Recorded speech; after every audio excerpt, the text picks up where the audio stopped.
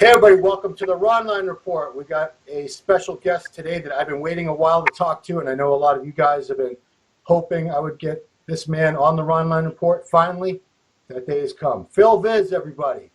Phil, welcome. What's going on?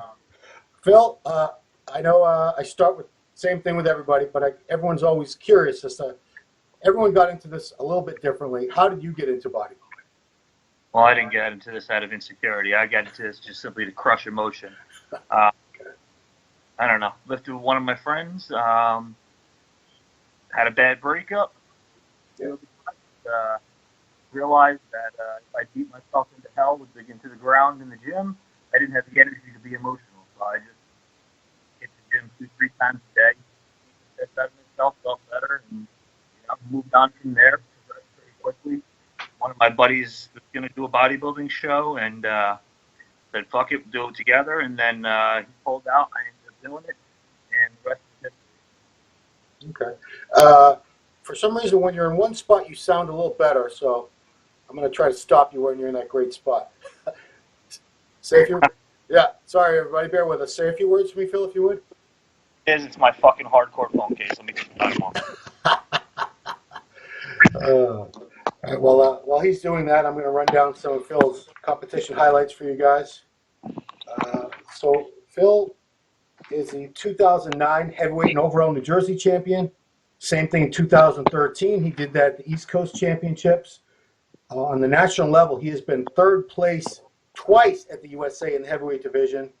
Most recently placed fourth at the North American in the heavyweight division. All right, we got that phone case off there, Phil?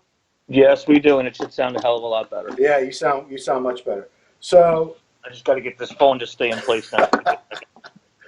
yeah, I try to encourage people to use laptops, but I don't think everyone has laptops anymore. I think everyone does everything on their phone now. I do, but I don't like to use my work laptop for things like this because I don't want to jeopardize any of my client work. I have a shit ton of files. Gotcha. Okay, so I'm going to run through a ton of questions that are, I don't know if you saw, but I solicited questions on the MD forum as I always do. But I think I'll start with like one of mine. Is you've done better as a heavyweight. You've done very well as a heavyweight. I like your look as a heavyweight. Why do you insist on coming in again over and over again recently as a super? Well, to be perfectly honest, a lot of the times when I came in as a heavyweight, it was by accident.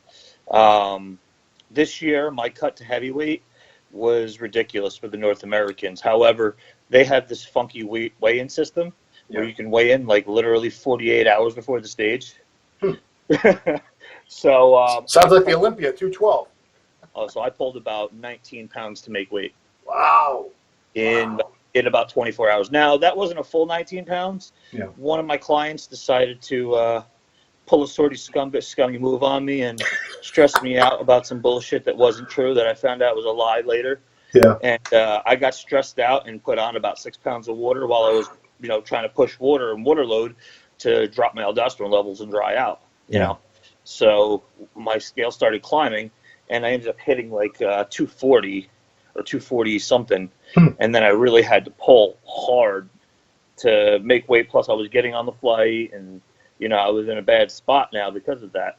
Yeah. So realistically, I shouldn't have had to pull 19 pounds. It's going to be about 14, but it's still a ton. And traditionally, I really can't fill out in time after sucking down. Yeah. But because I had 48 hours, I had plenty of time to fill out. Right. Now, as you saw with the North American, I didn't look too full. That wasn't because I wasn't filled out. It was because of the type of diet that I had to endure to finally get in shape. Matt Porter prepped me for that. Everybody knows. And I think he knew at some point in my diet that how unresponsive my body was going to be. I have an extremely adaptive metabolism. What does that mean? Because I don't really know what that means. An adaptive metabolism basically means that your body is very, very geared for survival, which is good, but it's bad for bodybuilding. Okay. You can't really trick your body too well. Like, as you see right now, anybody who's watching my Instagram sees me putting down 15, 20,000 calories a day. And I'm still pretty tight, and I will stay tight, and I will never lose my abs. Because no matter how much I eat, my metabolic rate is going to pick up. Now, on the same note, when I get close to peeled, my metabolic rate shuts down. So once I get semi-peeled, I stall like crazy, So what happens is, one of the reasons why you guys have seen me in the past, throw in cheat meals and refeeds and things like that, is because as soon as I start pushing, I fall apart. I get you get real soft. You're over dieted when you're in a calorie deficit, but you look like you start to gain body fat. You're a little overly flat. John Meadows calls that the dead zone. So Porter knew, I guess, that we were going to have to push this to really, crack that sticking point. Yeah. And every time I would tell him, like, I'm flat, can't get pumps and that. Don't worry about it. Keep pushing. All right, let's go. Yeah. And he wants condition. Absolutely. That wins. But what happened was we lost sarcoplasmic volume coming into the show due to that, because he wasn't able to feed me enough to crack that sticking point and still keep me super full. So I ended up having a flatter, more deflated look, and that wasn't because I wasn't carved up. It was just simply because I lost volumization in the muscle. The ability to store a certain amount of glucose in the muscle and maintain that round muscular look. Now, if Matt were to diet me twice, I'm sure he wouldn't have to do that, and he'd bring me in much fuller, but he knew it was a necessary evil to really crack that sticking point and bring me in, peeled for the first time. Yeah. But he knew what he was doing, and, unfortunately we had to do what we had to do, and I came in much flatter, and I felt that I had lost everything that was impressive about me, and a lot of people agreed with that. I spoke with Matt Jansen at Nationals, I spoke with, my friend Jason Theobald, I spoke with a bunch of other people, and they, everybody pretty much agreed across the board they weren't a fan of me flatter, because I'm not a detail guy, Yeah. I'm not going to have a lot of extra lines and cuts and this and that. It's just I lost all of my my cartoon dimensions, and I became like a normal looking bodybuilder. I felt that I didn't even deserve fourth based on my dimensions, because everything impressive about me was not there. See, I don't have the issues with you that a lot of people do, but one issue I do have is you're frustrating to follow, because I'll see you on Facebook, Instagram, whatever, 4 weeks, 3 weeks, 2 weeks, 1 week, looking like, okay, he's putting it together this time. This is it. Finally, oh, thank God. And then boom, day of the show. It's just not what I was expecting. It doesn't. Well, you've fallen apart at the last minute a couple times now, and it's tough to watch. You know what? It's actually if you look at it, it's typically always at Nationals too. Because Nationals, I feel, when I'm at USA, I feel like, okay, if I fail here, I got North American. And North American, if I fail here, I got Nationals. Yeah. But at Nationals, the year's over. So it's do or die. And listen, I'm going to be honest, I must be the insecure, overthinking Mr. Olympia here. Yeah. Because this year, I could tell you exactly what happened. I know it's sort of hard to believe unless you have experienced it before. Now, the first time the round had happened, I wasn't too familiar, but now I know the warning signs and I know the physiology of it. And what happens is when your body hits a fight or flight response, basically from panicking, nerves, stress, your body dumps glucose. Your body dumps energy so your body can utilize the energy so you can escape predators. Yeah. That's what your body thinks. So the second you start panicking and getting nervous, and your heart rate starts racing, and your adrenaline pumps, your body's going to dump glucose, and I spill. And it's characterized by a few things. Your heart rate's elevated, you're shaking, your body temperature goes up, you're sweating. And then what happens is when your body dumps glucose, the water that it was holding in the muscle comes with it. So I start literally pissing like I took a diazide. Like this year before the stage, I was looking good in the room. I don't know if you saw the pictures that I posted. Yeah, I did. About 2 hours pre-stage, everybody's like, "What the fuck happened?" Yeah. And they're like, "What did you eat? What did you do?" And I was like, "Absolutely nothing." I went downstairs, nice and calm. I was calm, sat in a chair. I'm looking around at everybody. I'm like, I may have this one. Yeah. And then, I get up, go to get oiled. And I always know, just don't look in the mirror. So my dumb ass looks down. I flex my right leg, and I guess it might have been bad lighting or something, or I don't know what. And my first thought is, wow, my leg cuts aren't as deep as they usually are. But now my head's going, and I'm like, shut up, stop it. So I go over, I sit down, try to calm down, stand up. I look around. I'm like, oh, the lighting's good here. So let me see what my legs look like now. Flex down. You never look as good looking down. Yeah. So, I mean, so it just sounds like, you're your own worst enemy, which I kind of figured. But I mean, you've identified it. So have you tried to figure a way to remedy this? Because it's killing you at the last minute every damn time. The only suggestions that I've gotten from people are take a Xanax, smoke weed, but I don't want to be sedated on stage. Yeah. So something that's going to calm me down is going to make me I feel too sedated and calm for stage, So I try not to think. All the times that I've really peaked were by accident because I didn't have time to think. 2014 USA, I took third. Yeah. I wasn't lean enough, but I did nail my peak as far as the best I could have looked as far as trying as hardness. Yeah. If I was soft, it was body fat. It wasn't water. Yeah. But I was backstage with my buddy Nick Trigili, and I was trying to keep an eye on him, and I forgot to think about myself. So I got distracted. So I didn't panic. Then, you figure you talked about 2013 East Coast. Yeah. And then I also won the super heavies and a controversial overall loss at the Atlantic States in 2016. Okay. And I nailed my peak all those times, and to be honest, simply because I was so cocky, I felt there was no chance anybody was beating me. Yeah. So I was nervous. 2016 USA, to be perfectly honest, I got in a fight with my girlfriend that morning. Oh, so I was arguing with her and forgot to get nervous. So you need distractions, it sounds like. I need distraction, yes, okay. Absolutely. So, and then North American, in this past year, I was in constant contact with Matt. I sent him pictures. He's like, "You're looking great." I come downstairs. He's backstage. I was constantly distracted.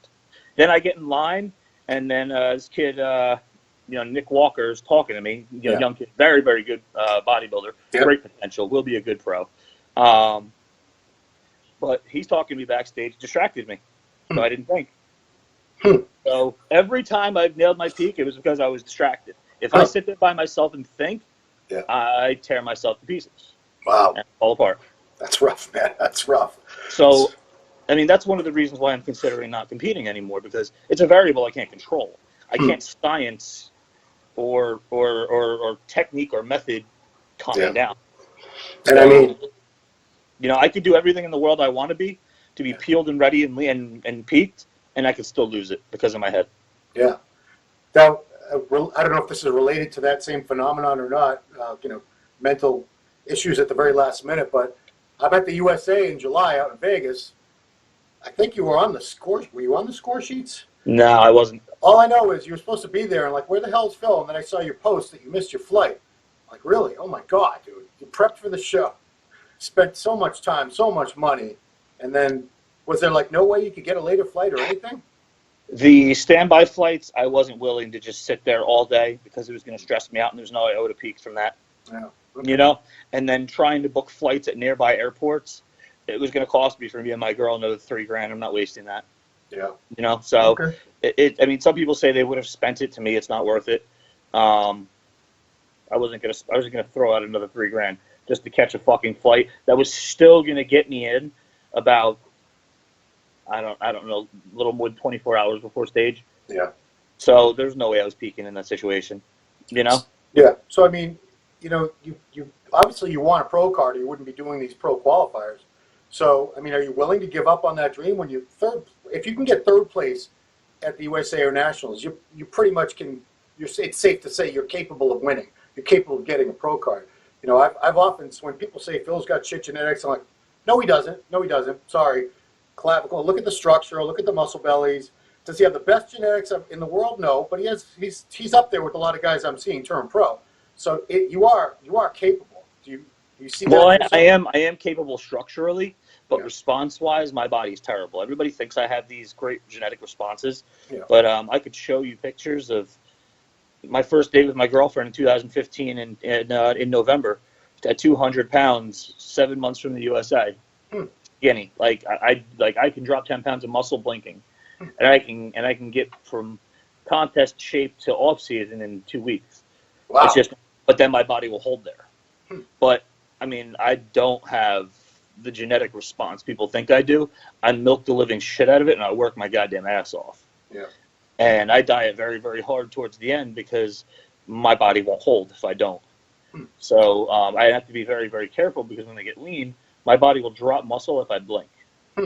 So I don't have a great response. I just have nice structure. So, the way you get a lot of heat for the way you eat, these pictures, it's like a table set for 6 people or something for breakfast, and that's just for you. But I mean, with the metabolism like you have, how often do you eat like that? Is that a year-long thing, or is that only when you're prepping? Or only off-season? I kind of have psychological issues with food. I don't know. I always feel like I haven't eaten enough. I don't know why. A lot of times I will eat past when I'm full just because I enjoy taste. I really enjoy taste and flavor. And, it's one of the main things that I enjoy, and I get like a sort of a high off of it. Yeah. But I don't do it for any particular reason. It's very hard for me to eat clean because clean food makes me nauseous off season. I even have to kick my diets off by fasting and making myself extremely, extremely hungry before I can start putting down grilled chicken without gagging. All the guys on the forum like to talk about how dry my chicken is. Your chicken is dry. Yeah. I was waiting for a comment, but I don't know. I guess you didn't want to go there. No, I got it. It was coming. Okay. Oh, the dry chicken. Gotcha. That was a question. Why is your chicken drier? Why is his chicken drier than anybody else's chicken? Yeah, it's a legitimate question. Probably because I suck at fucking cooking. I think you're overcooking it, is what I think. Oh, you know what? You know what I used to do? I used to just boil it because then it wouldn't be so dry. But at some points, I'm very, very, very, I'm very black and white on the ends of the spectrum with food. Yeah. Like my girlfriend, she likes to cook for me, and she always goes, "Well, how's the food? How is it? How is it?" When I'm dieting, and I'm like, "It's chicken, it's fish." I'm like, no matter how good you cook the diet food, I'm never gonna be happy with it. I will be okay with it, but I don't give a fuck if I'm eating dry chicken or seasoned chicken or chicken with a little bit of sauce. To me, it's still fucking diet food. It still sucks. So you hate diet either way. I'd rather just put it down as fast as fucking possible. So if I'm like hungry enough to just microwave it and shove it down instead of going through the elaborate adding fucking vegetables and this and that, I'll do that just to get it out of the fucking way. So because it makes me miserable either way. I mean, I don't want to be a whole Dr. Phil with you here, but I know you get a lot of enjoyment from helping clients and working with clients and making them better and everything. It doesn't sound to me like you really enjoy competing yourself. It sounds like it's a pain in the ass. Oh, you are on the money with that one. Okay, I mean, this year was forced. I did not like this year at all. I did not have fun with this year. I did not enjoy this year. I did a lot of uncharacteristic things this year. I made myself very unhealthy this year. My physique reflected how unhappy I was this year, and I'm sure the stress factor aggravated a lot of my digestive issues that I have, which have gotten worse with age, which is typical with any type of digestive disorder you have. It's going to get worse with age. And it just so happened to manifest itself this year at the time when I was most stressed, or maybe the stress actually brought it out more. But as you could see, my waist wasn't as tiny and tight as it usually is. Actually, I had trouble with my stomach on stage. Right. And that was stress related. And my girlfriend works for some of the top GI specialists in the country. She's a nurse. And she's pretty damn sure I have colitis and gastritis and possibly something to do with my liver too. But we're getting that all checked out. But she thinks those are the issues that were being caused, especially because I had a little lower pouch inflammation, which is where your colon is. So, and I couldn't suck it in any farther than it was. It was just expanded like that. Yeah. Even before the stage at the North American, my stomach was tight. And I ended up drinking some fluid pre-stage, because we felt that it was going to, do nothing but fill me out and give me a good pump and make me harder. Yeah. But it immediately irritated my stomach, and I just watched and felt my waistline expand, and I'm sitting there going, no, he's not now. But it happened, and again, I lost my taper, and that's one of the only strengths that I have. Yeah. So I always said if I lost my waistline and I lost my taper, I'm not even a very good regional guy. So arguable, but I definitely noticed your midsection was not what I was accustomed to seeing, and that is, like you said, I think you have pretty good genetics. I don't think you have awesome like flex wheeler genetics because who does?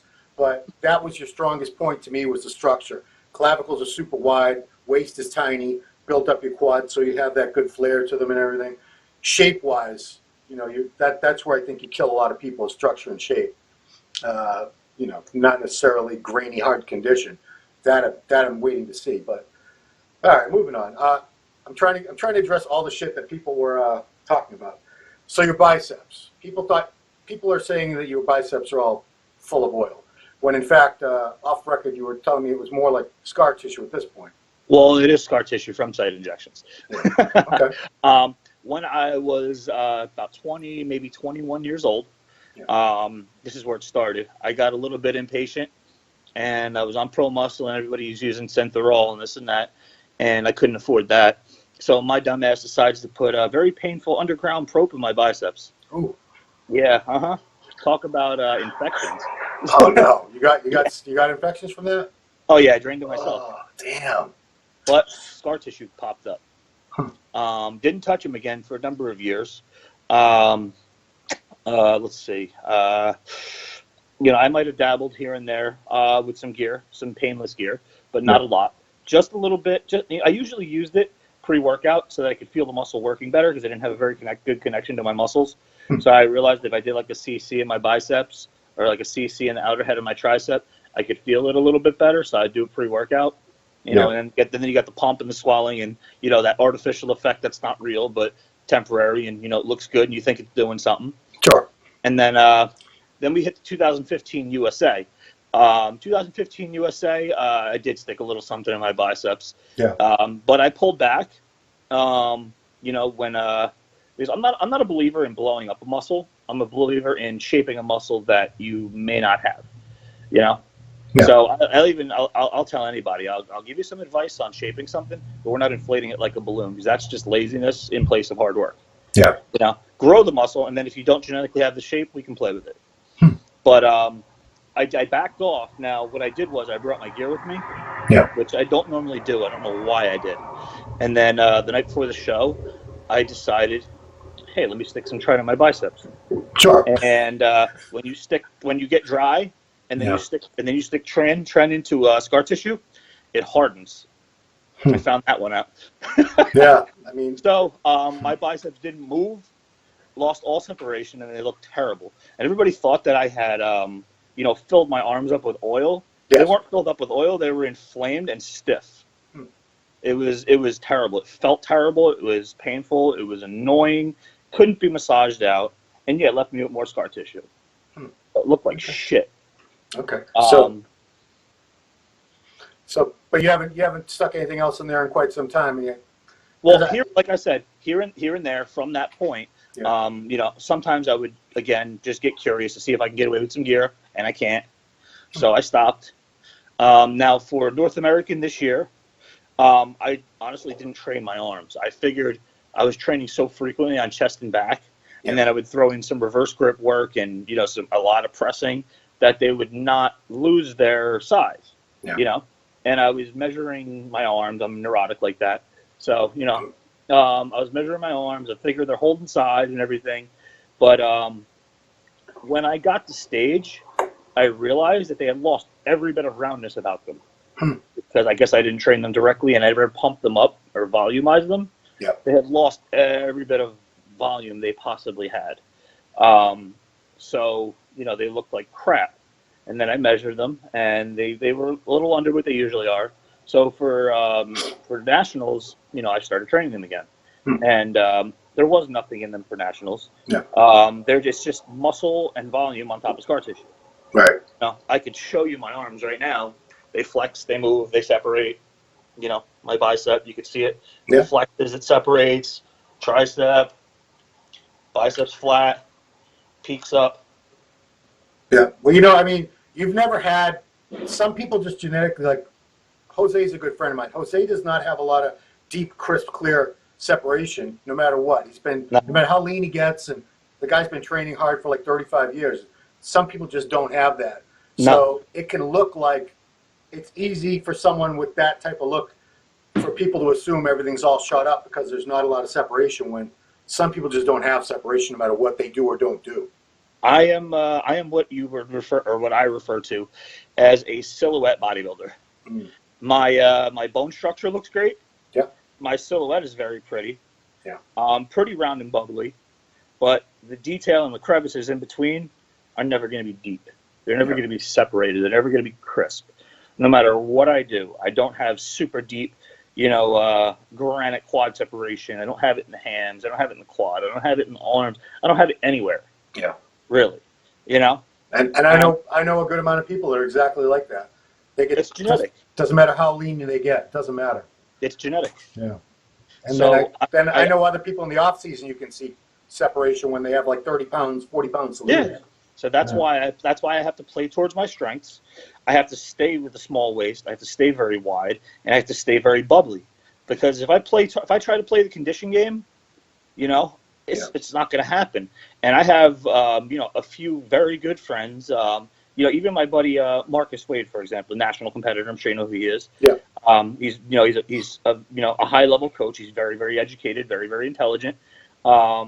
He's known for bringing this condition. He always got up my ass. I just want to see you get crisp. I just want to see you get crisp. I just want to see you get crisp. I just want to see you get round. Come on. Just push. Always up my ass. Never complimentary. Ever.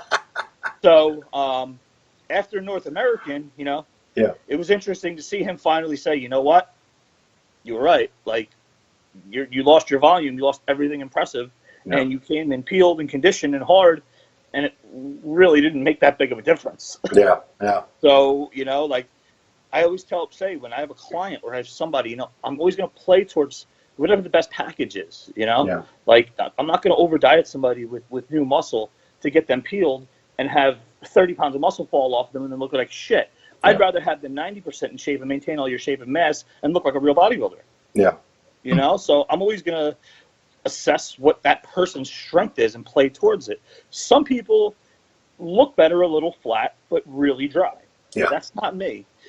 Yeah. If I'm 95% dry, but real full, that's going to be my look. Yeah. If I'm 100% dry, but like 75, 80% full, I'm going to lose.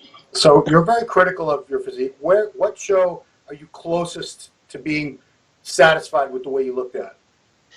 The way I looked, honestly, I loved the way I looked at the 2015 USA. I was extremely big and round and bubbly and full. Yeah. I loved my dimensions. The only thing was the arm issue, and I could have been tighter. Yeah. But if I was 5-10% tighter, I loved that look. And then what everybody seems to like is my 2016 Atlantic States regional look, where again I was very, very big, very, very full. I was even pretty separated. I probably could have just been a little bit tighter. Yeah. But I wasn't gunning for that show. I was gunning for the USA. Which is why you look good, because you weren't trying to look good. Yeah, exactly. I was doing nothing. I woke up that morning. I barely ate, barely did anything. Went to the show, took a nap, fucking nothing. All right, Phil, I got to ask, why do you think you get so much heat? Why do you think people troll you so much? Why? Honestly, I don't know. If I knew that, I would probably attempt to fix it a little bit. But I'm very, very outspoken. I speak my opinion. I say a lot of the things people are thinking that people don't want to say, or sometimes people aren't ready to hear. You might be sitting there thinking something, but like no one's actually gonna have the balls to say it. And I say it, and you're just kind of like taken back and surprised, and you're like, did he really just say that? So there's that. A lot of times people don't want to believe the truth. Like for the arm thing, for example. How many people are really going to completely believe what I just told you? Some. 2, 3. Well, the fact of the matter is the truth. So a lot of my close friends do know that is the truth. Yeah. But again, you're going to have your people that don't want to believe it. Just like you have your people that don't want to believe that certain people don't take a lot of juice. Yeah. They want that. People. It's funny in the bodybuilding community. We can believe that somebody's born 8 foot tall. We can believe somebody's born a genius, but they can't grasp the fact that somebody might just be born better genetics than you. I have never heard. I have that argument every day in some form or another. That same argument with people. Yeah. I have never heard somebody say, if I took what Usain Bolt took, I could fucking beat him in the 100-meter. Right. But if they took what Phil Heath took and had his special access to his magical juice, that's right. then, maybe. Or send me to Kuwait. I'll come back and beat Phil Heath. Yeah, absolutely not. So, this is going to sound ridiculous, but I honestly believe that show, Jersey Shore, it hurt a lot of people. Say that whole area, Long Island, New Jersey, it hurt that whole bodybuilding community in the eyes of a lot of people because the kids on that show were such idiots that I think they applied that toward pretty much everyone in that general area that worked out and Well, they had to psychologically profile and pick people like that because nobody would pay attention to normal people. Right. They had to find people that were a mess, otherwise it wouldn't be entertaining. And then they had to have different psychologists on set that knew how to implement situations that were going to bring about these character flaws and issues and really stir trouble and cause these instances. Yeah. I don't think anything on the show is staged. I think that they had the right people behind the scenes that put them in the right situations that triggered all their issues. Yeah. You know what I'm saying? So, they set them up pretty much for failure from the start. Right. And to be perfectly honest, I know of most of them from the area, either through friends and whatnot. Yeah. And, the majority of them are a mess. They were a mess before. And, that's why they were picked for the show. Right. Yeah. Because they were a mess. They weren't picking anybody that wasn't a mess. Yeah, I don't want to watch normal people either. What the hell? I could do that. I could do that in my own house. So, one thing that you have talked about is that you've had issues with Adderall. You're actually off of it right now. Is that something that you're prescribed for, ADHD or something, or you just use it? Absolutely not. Okay. Not prescription whatsoever, but it's easy to attain. Typically in the past, I would use it like the last 4 weeks for a show, and I would microdose it. I would break 20s into quarters. Yeah. And I would take 5 in the morning, 5 in the afternoon, which is a stupid small amount. Insanely small amount, almost what you would think is ineffective. However, I'm hyper responsive to most drugs. So, even alcohol, 4 shots, I'm fucked. So, anything you can think of is highly effective on me. Like, I could take one Advil and my headache will go away. Wow. Yeah, I'm hyper responsive to any type of medication you could possibly put in my body. Yeah. So, as far as the Adderall, usually I'd microdose it. Okay. However, this year I was miserable. Didn't want to do it. I was kind of trying to numb the prep and get through it. Yeah. Because I was unhappy every fucking day. And if you know anything about Adderall, your tolerance builds quick. So after a while, it doesn't work. So I was controlled up to the USA. Only used it about 4 weeks up. Yeah. In microdoses like usual. And then for North America, I used a little bit more. And then for nationals, I ended up, slowly moving the dose up. And then, to the point where I was almost dependent on it. I was dragging if I didn't take it. And I was kind of trying to numb the prep. And then it's giving me anxiety, so it's causing issues with that. And, it was really, really annoying. I didn't like it. And I was basically battling to make it through the end of prep, energy-wise. Yeah. And I found that by elevating the Adderall, my energy levels were even worse than usual. Even when the preps I did without it. Wow. So now what happened is I dislike most drugs, honestly, and I don't like to be dependent on anything. So people might say it's unhealthy, but since Nationals ended, I came off cold turkey.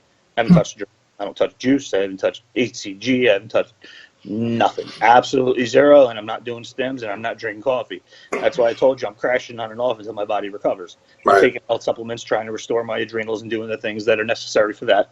I'm requiring some type of output of energy from my body, trying to get my body to generate energy on its own again. A lot of B vitamins and things that are, supportive of creating energy within the body. Yeah. But again, it's going to be a process because my body was dependent on it and was used to it. I'm getting better already, but then I also have the food binge crashes. You know how that goes with blood sugar fluctuation. So now I have the Adderall crashes and I have the food binge crashes because I'm ravenously hungry, which is starting to back off, which is a good thing. And I'm starting to recover energy-wise, but abusing Adderall is never a good thing. I was over 30 milligrams a day. I was probably more in the 40 to 50 range, which is bad. I mean, people have gotten much worse, but I don't know if that's a lot. Is that a lot? I don't know. 30 is a typical dose for the day. Okay. I was about 40 to 50. Okay, so that doesn't sound really extreme. Yeah, for me it is. For somebody who's hyper responsive, it is. Yeah. Because you remember, 15 to me is 30 to somebody else. Yeah. So what's 40 to 50 to me? Yeah. You know, So, it's more like 80 to somebody else. so you talked about, you were concerned that you'd done some hopefully temporary damage to your health. I mean, how worried are you, especially this autopsy just came out today as we're talking with Dallas. I mean, Piana, Dallas passed away this year. It's scary for anybody that uses things to think that this could be me. That could be. You're 34 years old. You're not old by any means, but in the grand scheme of what's been happening, you're not that young for things to catch up to you. Either. Well, when I say it damaged my health, I don't mean to that extent. Okay. I just mean for me personally and what's acceptable of what I represent. Yeah. I'm not as healthy as I would like to be. I told you about the Adderall withdrawal thing. So that's an adrenal issue. That's an energy production issue. Sure. I don't like that. It's probably affected my thyroid in some way, shape, or form, but will restore easily. I'm a healthy male, and I've always had a strong metabolic rate, so that's going to restore. I always check my blood pressure. Blood pressure's fine. It's perfect. However, I'm almost positive my cholesterol is not going to be perfect, especially shutting down estrogen close to the show. Yeah. And I did it for a slightly longer period of time. My cardio wasn't great coming out of prep. I was having a little bit of trouble breathing, probably due to cholesterol or a number of other issues. Probably also some overeating with my stomach and my GI pressing up against my diaphragm, not letting me breathe. Yeah. To be honest. Yikes. Ouch. But I backed off that as well. I fasted the other day, went to the bathroom like 4 or 5 times before touching food. Stomach cleared out. It's nice and flat. Just posted a picture on Instagram. You can see my ad. Stomach's nice and flat. So What is that Instagram? Because people need to go check that out. it's just Phil Viz. Phil Viz, everybody. Check it out. And But as far as my health, for the most part, I'm pretty healthy. But I'd like to stay that way. I don't want to cause any additional problems or issues. I feel great right now. I didn't feel great in prep, but I didn't check my blood at that point, so I don't know exactly what might have been going on. I just know that it's over. So one thing that I did have a problem with is cuts healing. So I guess that was my immune system or my recovery capability. I'm what you call a picker. Like I like to pick at myself if I see acne. And I had these cuts that didn't heal for like ever, like many weeks. Wow. Like if I picked at something, it stayed. Damn. Yeah. So now everything's finally healed. So I know my immune system's kicked back on, my recovery's back on, and I just don't want to make the same mistake twice. That actually started during North American prep, which I think was in large part due to being nutrient deprived, for a long period of time. Like I was dieting on 50, 60 grams of carbs for a good couple months. Wow. Yeah. And for somebody with a metabolic rate like me, that's not good, especially with the amount of muscle mass that I carry. But again, like I said, Matt Porter knew that it was necessary to really crack through, my sticking point, which I had always hit and never got past, which he was basically the only person ever successful to get past that point with me. So we did that, and what I found for the nationals was that since I had cracked that sticking point, my body accepted it. So I don't think I ever have to diet to that extreme again, because now my body has broken through that wall and reset its point it's willing to reach. I mean, it sounds to me like if you worked with Matt again, Matt has pretty much figured out what needs to be done, and he could probably keep you from, imploding at the end like you. Well, Matt also knew that I wasn't feeling too well and wasn't too happy about me deciding to pursue nationals. Right. So I knew he didn't really want to be a part of it, and I wasn't going to push it. Yeah. So I decided to do it on my own, and not only that, listen, I don't claim to be the best bodybuilder. I claim to train very hard. I train my fucking ass off. Yeah. I know my mechanics very well. My training makes me. As far as adhering to a program, I can do it, but it stresses me. I hate being on time restraints. I hate having to eat certain things at certain times, and I hate not having the ability to adjust if I feel I need to. So working with somebody really is one of the reasons why I hated prep so much, because it locked me into having to do things on a schedule. Yeah. I just don't operate that way. Call me a bad bodybuilder, call me, resistant or stubborn or whatever it is. But I can't adhere to a program where I have to eat at certain times. Even my sleep is bad, and it's always been bad my whole life. I don't sleep much in prep. So what do I do if I run out of meals? I just fast for the next 8 hours until it's time for the next day? because I can't go to sleep. So sometimes I'll sleep and I'll get 4 meals in one day, and another day I'll get 7 or 8. So it depends on how I feel my body's responding and looking and adapting. And I feel like I can better control my response that well, and I did very well with that for nationals. Was I as lean as I could be? No, but my buddy Adam McVeigh was the first person to post it, and then a lot of people followed up and agreed that everybody liked my bigger, fuller look. Everybody. They just felt I wasn't conditioned, obviously. Right. But they felt with the mass that I brought and the fullness and the size that I brought that it looked pretty good on me. And I agree. I just have to be conditioned. But I feel I can bring a better look by doing it myself, because stress is a major factor for me, like we've been talking about this whole interview. Yeah. And having to adapt and be on a schedule stresses the shit out of me. I won't even make plans with friends or anybody because I don't know how I'm going to feel that day. Yeah. I may agree to go to a party, and then that day, I'm not feeling well. I'm busy. I'm under time restraints. I have other things to do, and then I'm really stressed. I'm like, fuck, I got to get to this party. Oh man. I don't like to agree to anything scheduled whatsoever. I'll tell you maybe. Hold on. Well, lucky. That morning, say how I feel. I'm lucky I got this interview then.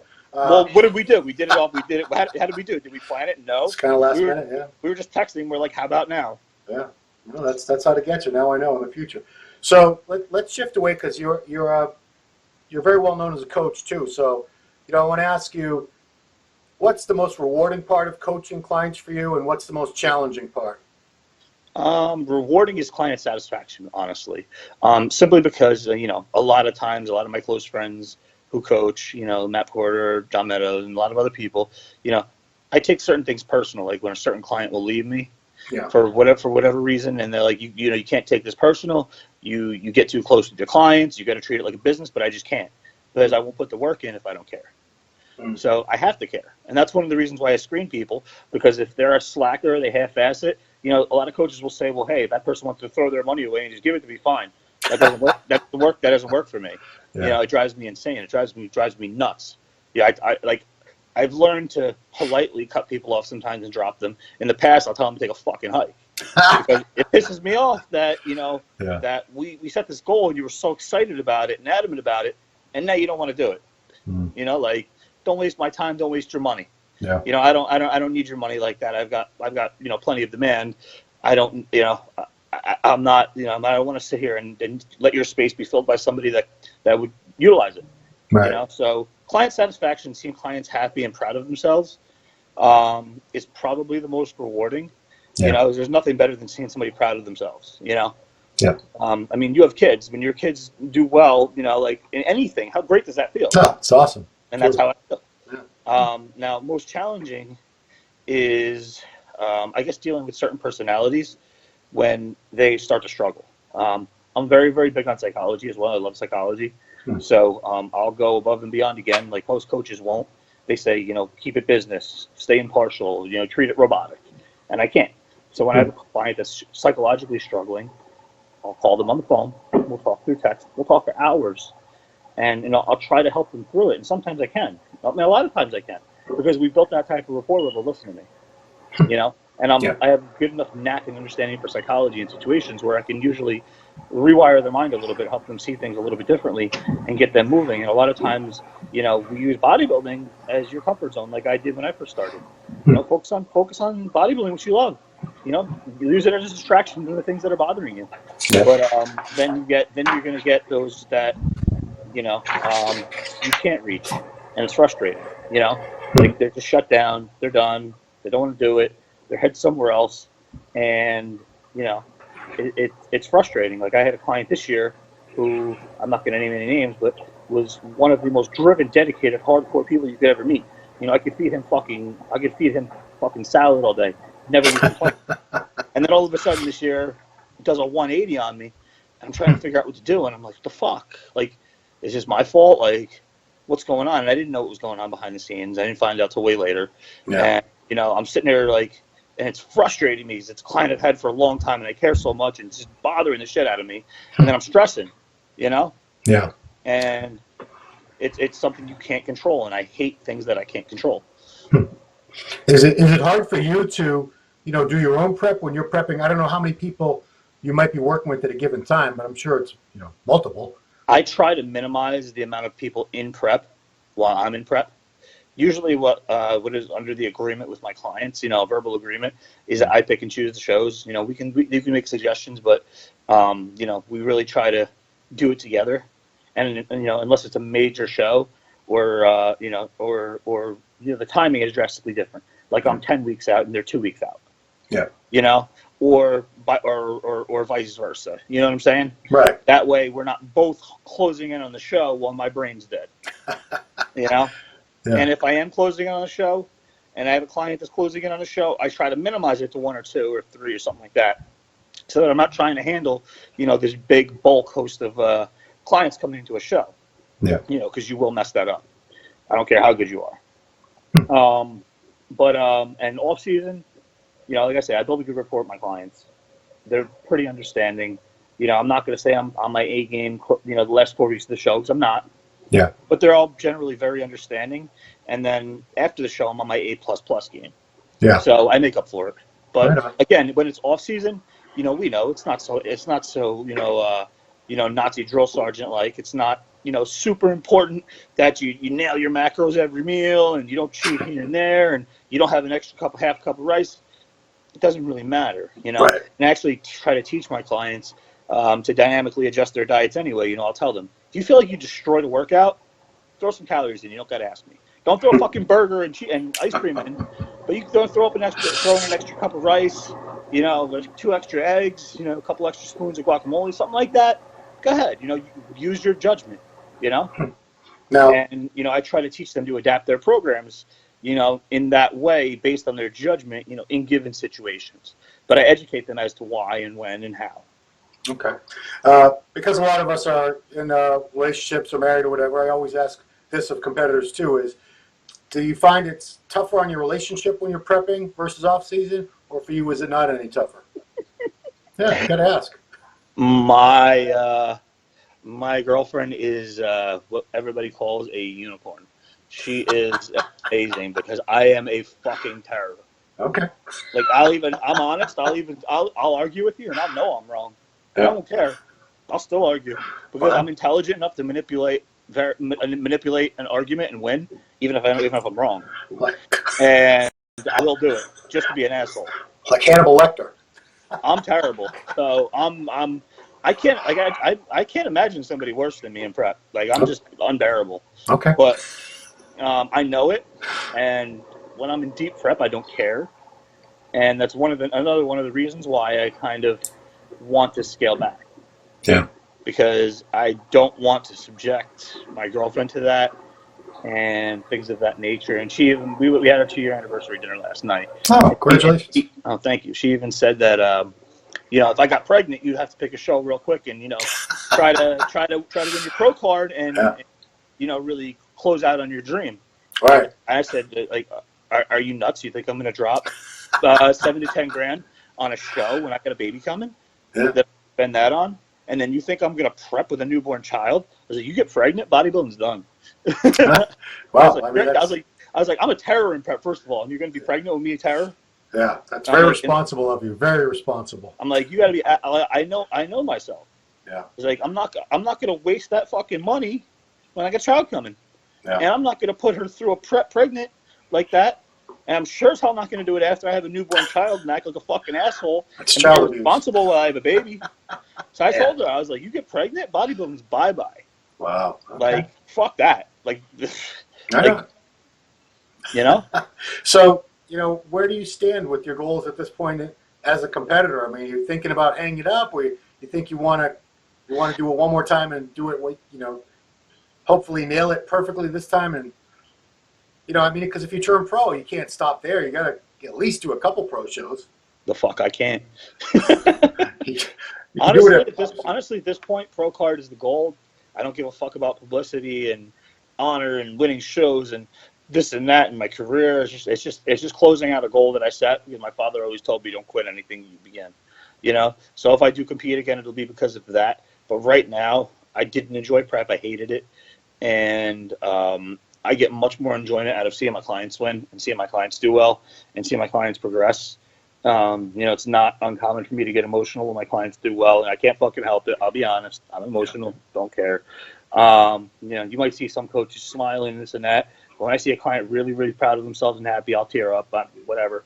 But when I win, any show I've ever won, it was kind of like, oh, all right. Like, took third at the USA. Okay, let's go eat. It just didn't do it. It just didn't even touch me. It didn't do anything. Huh. I didn't feel accomplished. I didn't feel happy. I didn't feel like I did something special. I just was like, oh. Well, you don't think if you got the pro card, I mean, that's obviously a higher level of achievement than you've done with all these other shows. So maybe that would resonate with you. I've done a lot of things in my life where I won and succeeded. Yeah. And I don't really get much satisfaction out of succeeding for myself. I only get satisfaction out of succeeding for others. Yeah. Like, if I buy myself something great, whatever. Yeah. I buy my girlfriend something great and I see her smiling happy, it's the world to me. So I get more satisfaction out of succeeding for others. Yeah. Now I'm bringing on a lot of people onto my my team and my business and really trying to build the name Pro Effects and things like that in different branches of the business. Yeah. So now I'm representing other people and their potential income and futures as well. I have 3 apprentice coaches now that I'm training to be coaches. So, that's going to be a while off because I won't put my name on somebody who's not ready. Yeah. But, it is going very, very well. So now the fact that I'm representing other people and that my winning might boost the business and marketability and image of the team, Yeah. I might feel a little better about it. So, because I don't feel like I'm doing it just for me. So where can prospective clients, if they pass the test, where can they learn more about this? Is there a website or Facebook page? I need to get a website up. I need to get the clothing line up. It's already designed and everything. I just got to put it up. Again, I'm a slacker. I'm not very good with business. I'm not very good with money management. I'm just very, very good with, physiology, kinesiology, nutrition, things like that, pharmacology, anything related to bodybuilding in the body. That's what I'm really good at, and I like psychology. So anything with the human body and human mind, I'm good at. Business, money, I'm terrible. So that's what I have a lot of help with now that I've brought on other people that can help me with. Okay. But in the meantime, where can people contact you if they're interested in becoming a client? My email is on my my Facebook Okay. and my Instagram. However, you can just direct message me on both of them. Okay. Instead of email. I'm one of the only coaches. I might be the only coach that allows every single client to text me 24/7 around the clock. Now, a lot of times coaches will feel like they're bothered by that. Yes. However, I don't ever have emails build up. I don't ever sit down and go, I got 50 emails right now I got to go through, because I handle every single question and every single instance in real time, and I don't sleep a lot. So when people text me, I'm usually lightning fast response right back, and I handle it right there and then. And you're going to get a better grasp on the situation and a better analyzation and a better answer when you're handling it real time and speaking to somebody directly. So I feel like I can teach them and handle the situation or whatever it may be that we're discussing better, person to person. So yes, I'm glued to my phone 24/7. I have clients around the world, so 3 a.m., I got people in fucking Australia waking up. I got people in England fucking waking up texting me, So no matter what time it is, I'm always on my phone. However, I've learned I just feel like I'm texting because I'm still playing on Facebook. I'm still playing on Instagram. I'm still texting my other friends. I'm still talking to whoever's with me, So unless I'm in the gym where I put my phone away, I'm always on my phone. However, I never get I never feel like I'm behind the 8 ball. I never feel like I have a pile of papers on my desk. I never get behind because I always handle it right there and then. So I prefer to work that way, and it's much more personable, and it's much more, it's better for clients as well. So, if somebody wants to get a hold of me, you can just inbox me on Facebook or Instagram. I'm probably going to say it quickly, and I'll respond to you there. Or you can just shoot me an email if you'd like. However, there is an application process I'm going to require. I'm going to require you tell me a little bit about yourself. I don't screen genetic. I'm not sitting here trying to pick out the cream of the crop and make myself look good. I'm looking for hard workers because I think it's more impressive to make the transformation. I feel it's more impressive to make the non-responder respond than fucking peak Phil Heath, which my dogs do. I've often heard that certain people could be my Shih Tzu could prep them, and they probably would look about it the same. But there's a lot of coaches that have built their names on that by picking and choosing and networking to the genetic elite and promoting those and then slapping their name on it. You know, they basically fucking got a Ferrari that pulled up, they fucking polished it, slapped their name on it, and now they're a fucking star. Yeah. All right, jerk off. What can you do with this guy over here that's non-responsive? They can't figure out what's going on. Huh? Can you do that? They'd be like, no thanks. No, They can't. thanks. No. And that's why they never post those guys, because they can't. Right. Huh. Cool. Well, Phil, I appreciate you taking up so much of your time tonight. Especially you guys. We had a little technical difficulties that preceded this by a good half hour or so. So you're a real good sport. Appreciate it, and I hope people got a little sense of who you really are. Because, like I've said to you in our off the record communications, I don't think you come across in your posts the way that I had a feeling you were in real life. And this is the first time I've ever talked to you, even though it's on a computer. But this is the first time I've ever actually spoken to you. And you don't come across the same way that you do in those posts. And I'm hoping people understand who you really are, what you're really all about, a little bit better after this. Well, I appreciate that. Like I said, the only things I'm really good at are things that have to do with the human body, and mind. I'm not very well written. You can see it in my posts. I can't spell very well. I can't structure a paragraph very well, and I sure as hell can't fucking articulate and come across with the correct verbiage and structure to really say what I'm trying to say sometimes online, so it comes across wrong. Yeah. So you can't really get tone and personality and intent through writing on the internet, right. Unless the person is very articulated and trained to do so. So unfortunately, I'm bad at that too. Cool, man. Well, again, thank you. No matter what you decide to do, I wish you the best. Stay in touch, because you're an interesting character. You're honest. You're open. Whatever people want to say about you, you're a real guy. So I appreciate that. You stay the same, Phil. Don't change for anybody. Don't plan to. All right, man. So for the Ronline Report, this has been Ron Harris with Phil Viz. Thanks for watching.